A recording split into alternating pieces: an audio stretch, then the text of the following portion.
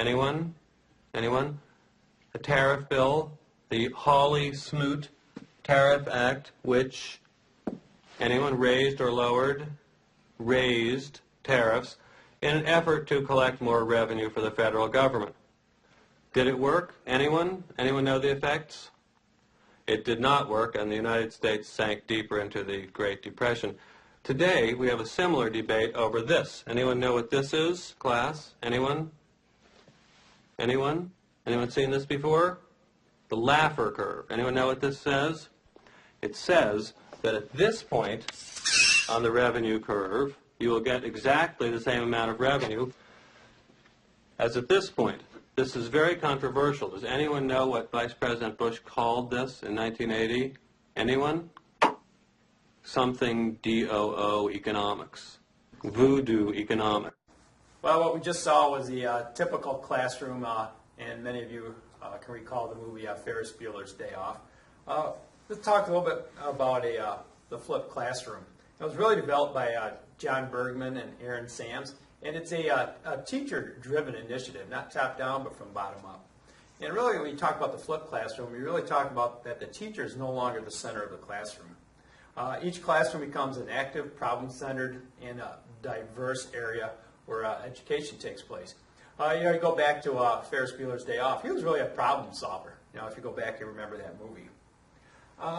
Really, when you talk about the flipped classroom, instead of lecturing in the classroom, the lectures are watched at home, and the classroom is best used for face-to-face time. Quite often, you talk about the myths of a flipped classroom. It's all video. Really, that's the very least of it. The beauty of the flipped classroom is that during class time, you can review the material if kids have any questions, and then you can do the reinforcement work, the labs or the activities, and spend more time on those. Also at this point, there's a small group work, differentiation can be accomplished during this time, and it really uses the classroom time in a more efficient manner. The flip is really only part of the whole idea of the flipped classroom. The second part of the flipped classroom is the whole idea of the mastery learning.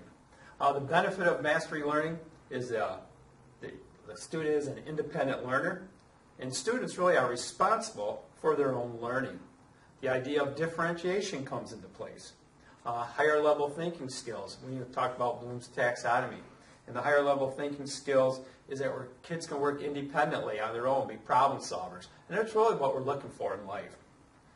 Is it the final answer? No. But it's a step in the right direction. And really, when you talk about the flip, the whole idea of mastery learning, it's really moving along that whole timeline of getting kids to be more interactive, problem solvers, and more inquiry-based instruction. So after this short video, if you have any more questions, we will answer them. Thank you very much. It's going to be a strike for the Phoenix.